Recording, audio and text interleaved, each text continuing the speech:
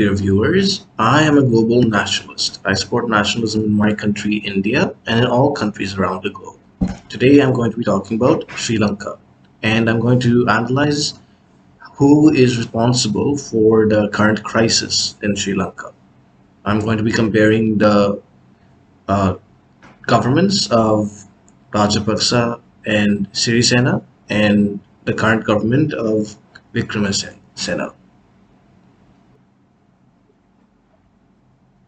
About Sri Lanka, basically, Sri Lanka is having an economic crisis, actually, an economic collapse. The president Gotabaya Rajapaksa has resigned and left the country, and Prime Minister Ranil Wickremesinghe has been elected by the parliament to be the acting president until the parliamentary elections. And then yeah, so that's the state now. Sri Lanka has defaulted on its debts and is running out of foreign currency. It does not have enough money to import uh, necessities like food and medicines. And so I want to look at the previous governments and see how they contributed to this crisis. Let me begin. Let's start with Mahinda Rajapaksa. He was elected the Sri Lankan president in 2005.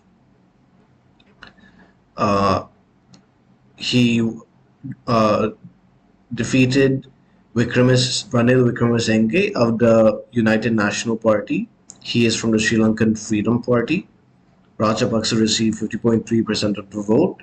After becoming president, Rajapaksa reshuffled the cabinet and took the portfolios of defense and finance. He extended the term of the commander of the Sri Lankan army. And yeah, during his time, the Sri Lankan Civil War restarted.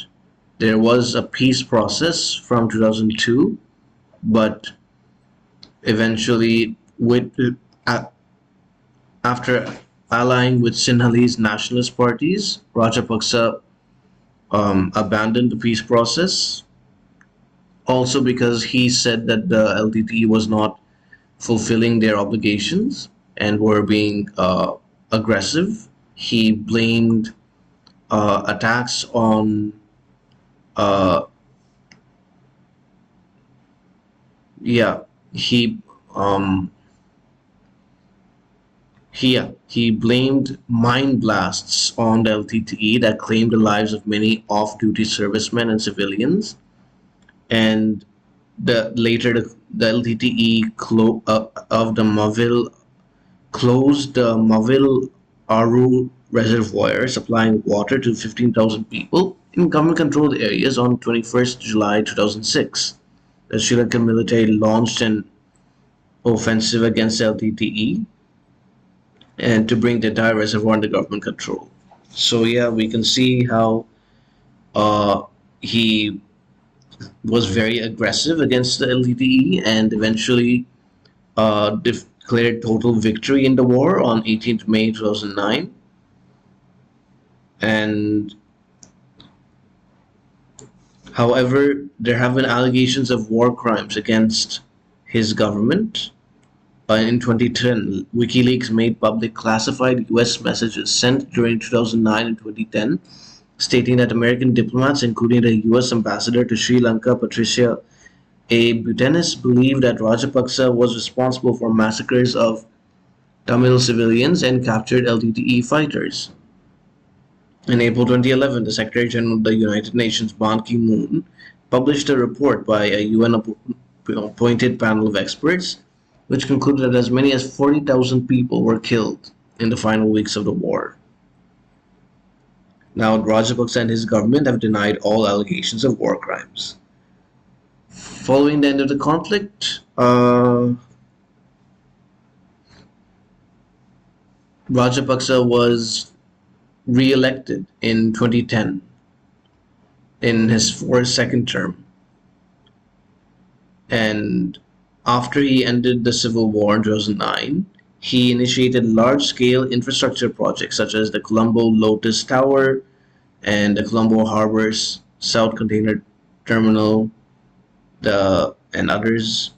He also Sri Lanka rose into the high category of the Human Development Index during this time. Uh, this is the Human Development Index measures progress of countries on social parameters like health and literacy and education. And development projects included highway roads, Colombo Beautification Project, rural infrastructure development, and these were funded in large part by Chinese loans, which I'll talk about later. Rajapaksa claimed that under his tenure, Sri Lanka started to experience rapid economic growth of 7%. However, this was proven incorrect by his successor government, which revealed that GDP growth was inflated by using the year 2002 as the base year, and it was actually 3.4 and 5% respectively. Maithripala Sirisena announced on 21st November 2014 that he would challenge Mahinda Rajapaksa in the elections, and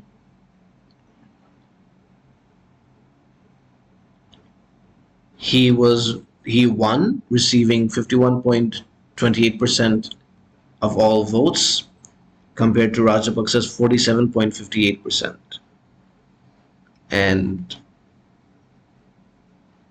he had a 100-day reform program. In his election manifesto, Sirisena had promised to dissolve the parliament and hold the new elections on 23rd April 2015. Some reforms, such as the curtailing of presidential powers and reintroducing the two-term limits, were introduced by the passing of the 19th Amendment to the Constitution. In addition, Sirisena enacted a right to information bill.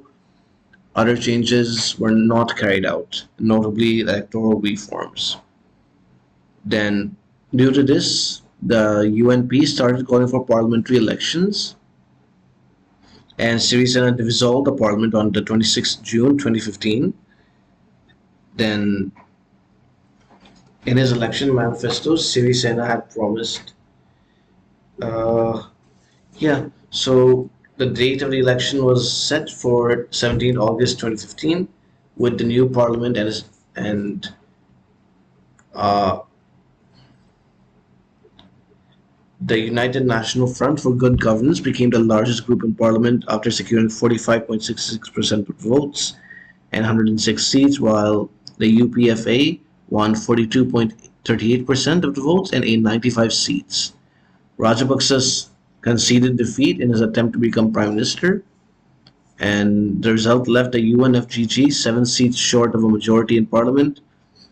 And then both parties formed a national government for 2 years.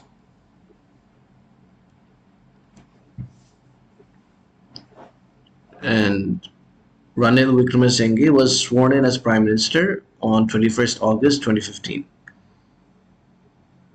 Then, and what was happening during Sirisena's time in office?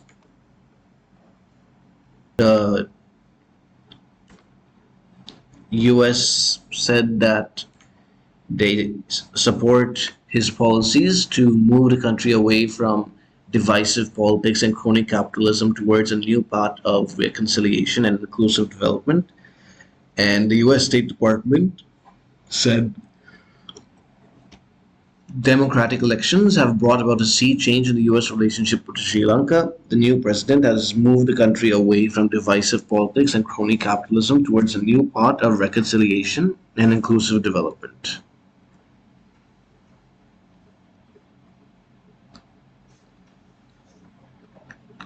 And so we can see that the US was very much in favor of his government because Rajapaksa had taken loans from China, which made the US and India view him negatively.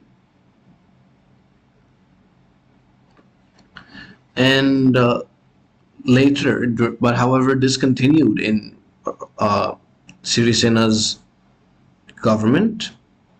In 2018, Xi Jinping offered to Sri Lanka a fresh grant of $295 million to expand its influence in the country. The grant offer comes at a time when a Chinese firm was facing heavy criticism for allegedly financing the last election campaign of the former President Mahinda Rajapaksa here. This was reported by the New York Times, which said that the China Harbor Engineering Company Limited gave $7.6 million for Rajapaksa's re-election bid, which he lost to Sirisena in early 2015. Rajapaksa and the Chinese embassy in Colombo and the company have all denied the allegations. But Sirisena's coalition government held a debate and called for an investigation in it. So that happened. Uh,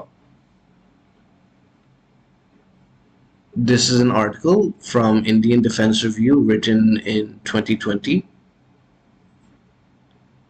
It says that during Mahinda's two terms of presidency from 2005 to 2015, he had given China the opportunity to engage heavily in this country's economy and defense. And why did Rajapaksa do this? It's because China during Sri Lanka's civil war had helped and supported Sri Lanka against the LTTE. Therefore, and India couldn't because there were human rights violations, which I spoke about earlier, against the Tamil-speaking population in Sri Lanka, which aggravated the Tamil-speaking population in India, and so India was stayed neutral. And so, yeah, I can understand that it was necessary for Sri Lanka to side and to receive money from the country that supported it. The only problem is that China's investments, which amounted now to $11 billion, included $8 billion in the form of loans. And this has been too much for Sri Lanka to repay. And so China has built a seaport in Sri Lanka, and because Sri Lanka could not repay it, it had to be leased to China for 99 years. So, why did Sirisena fail to reduce Chinese influence? The fact is that he temporarily attempted to reduce its influence. He re-established relations with India and the US and promised to be more respectful towards human rights and democracy. Initially, Sirisena suspended all Chinese investment projects. However, Sri Lanka was simply too dependent on China, and because India did not have the economic resources that China did, it could not build infrastructure to the same degree that Sri Lanka needed, and so Sri Lanka continued to take loans from China. He had to resume Chinese projects. Sirisena couldn't ignore the fact that Chinese firms were also employing thousands of local workers, which Sirisena needed for creation of employment. Then, in his third term, Rajapaksa was re-elected in 2019.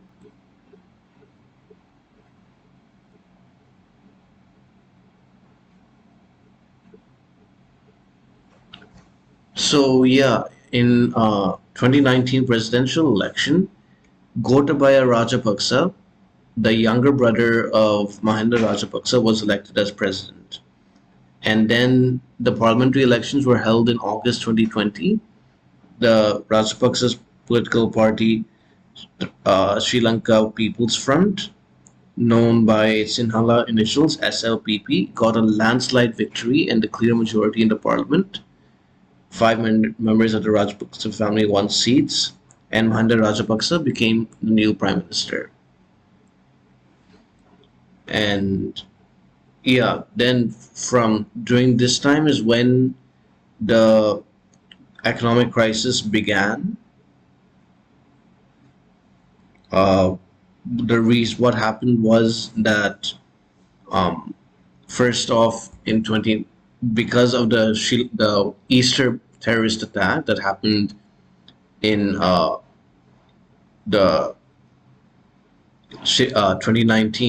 2019 when Sirisena was in power, that caused tourism to fall in Sri Lanka. That can be seen here. Um, these were coordinated terrorist suicide bombings that targeted three Christian churches, and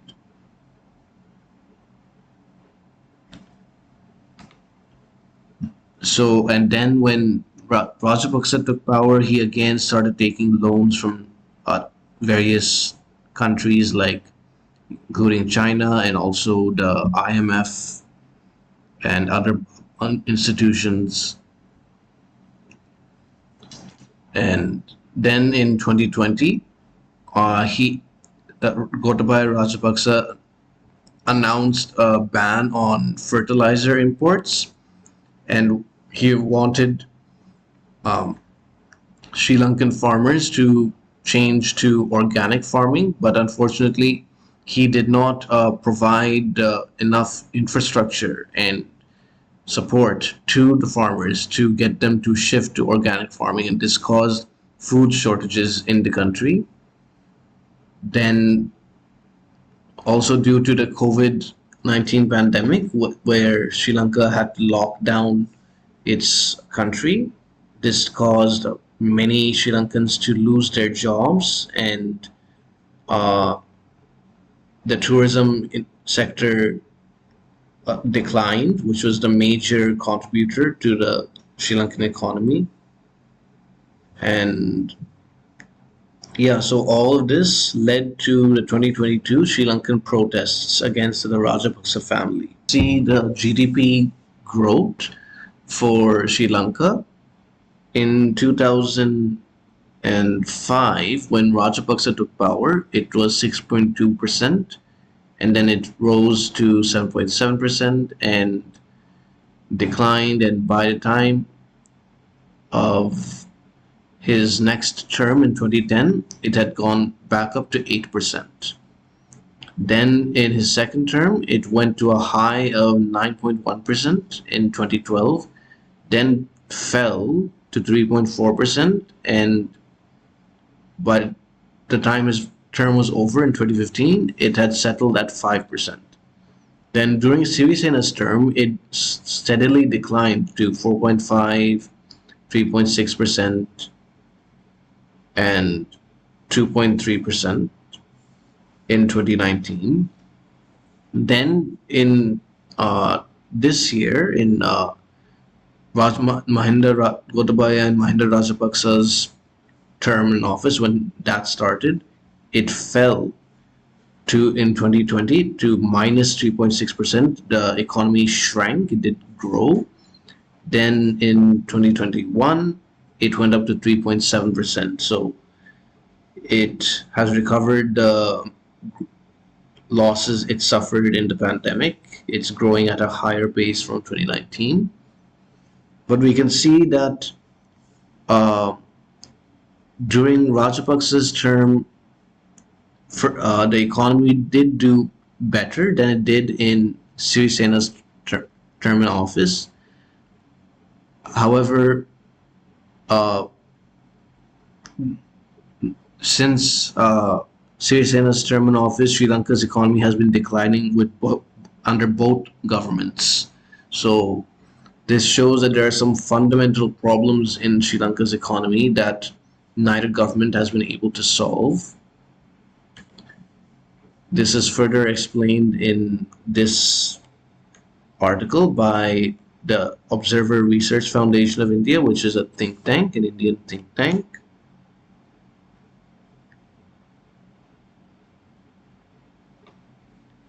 Basically, this whole crisis is a debt crisis, and Sri Lanka's current sovereign debt crisis dates back to the early 2000s when the World Bank promoted the nation from a low income country to a low middle income country. Before Sri Lanka made the ascent to a middle income country, a large share of the foreign debt came through concessionary funding from multilateral organizations such as the World Bank, Japan International Cooperation Agency, and the Asian Development Bank.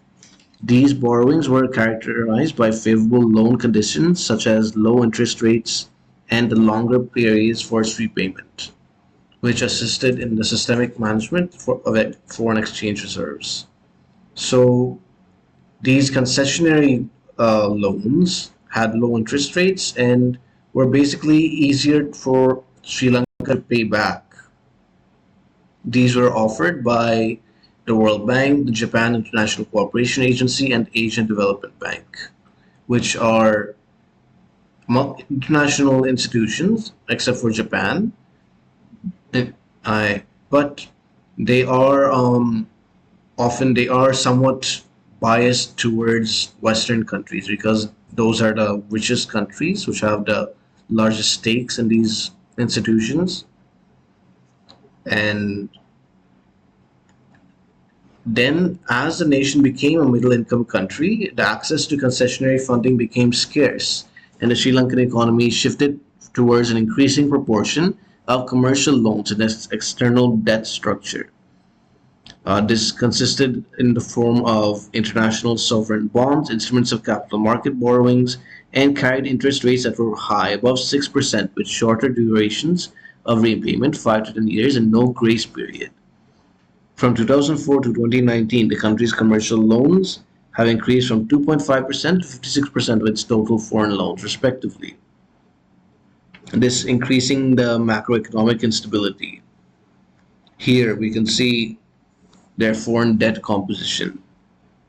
Commercial borrowings are in yellow, concessionary are in blue. Concessionary has decreased while commercial has increased. Problem was that uh, Sri Lanka was not able to repay this because their economy wasn't strong enough. Their decreased trade levels of GDP from 33% in 2000 to 13% in 2019, low levels of FDI, and tax revenues that have been falling over time made it difficult for them to repay. So, what do I make of these governments? Who is most responsible? I think that responsibility for this crisis lies with all the uh, governments in the recent past, although not all of them are equally responsible. The major responsibility goes to uh, Mahinda Rajapaksa and Gotabaya Rajapaksa because they're the ones who increased loans that were commercial loans, which were not easy for Sri Lanka to pay off because they arrogantly thought that they could pay them off. And they also got China to give loans for infrastructure projects that were not certain to be profitable and that Sri Lanka could pay off those loans. And there is evidence to say that the Hambantota port fiasco was basically not something that China wanted to get involved with. That was actually Sri Lanka's own proposition to have the port built, and mainly because that was Rajapaksa's own constituency and it thought it would help him. So we can see how his debt policies hurt, caused the basis of these problems. And however, Sirisena, by trying to get him back into or through the parliament as prime minister, and also continuing to take loans from China and not diversifying enough continued the mistakes that Rajapaksa made. And he also caused the GDP growth to slow down, and his failure to prevent the terrorist attacks in 2019 caused tourism to fall, which, along with the pandemic in 2020, the next year, which was under Gotabaya Rajapaksa's government, compounded the losses for the tourism industry. And so, yeah, this is, and Gotabaya Rajapaksa's decision to ban chemical fertilizer imports also furthered the crisis. So, yeah, they're all governments are responsible for this, and I think that Sri Lankans should start looking for new parties to create and new leaders. And most importantly, I think the government of Sri Lanka should uh, get out of most of the industries and allow free market to reign so that people can buy and sell what they want freely. The free markets are there in Sri Lanka, but it's still a highly regulated economy. It would be better right now if the government can deregulate in various sectors of the economy so that people are free to uh, engage in commerce, because people will know how to do that themselves. It'll be this government is not competent to do that, and that will uh, give local businesses increased profits, and hopefully it could help the economy revive again. But really, I'm not sure how Sri Lanka can resolve this. I'm not an economist, just giving my layman's opinion. And yeah, that's what I want to say. And I will finish this video by wishing good luck to Sri Lanka.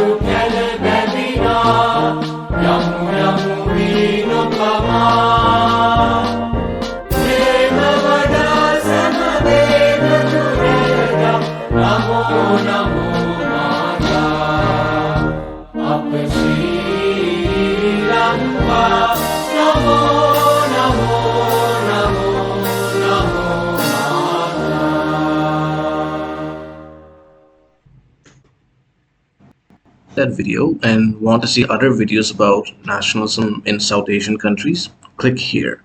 If you want to see my previous video, click here. If you want to see the sources I use for this video, click the links in the description below. Thank you for watching. Vande Mataram.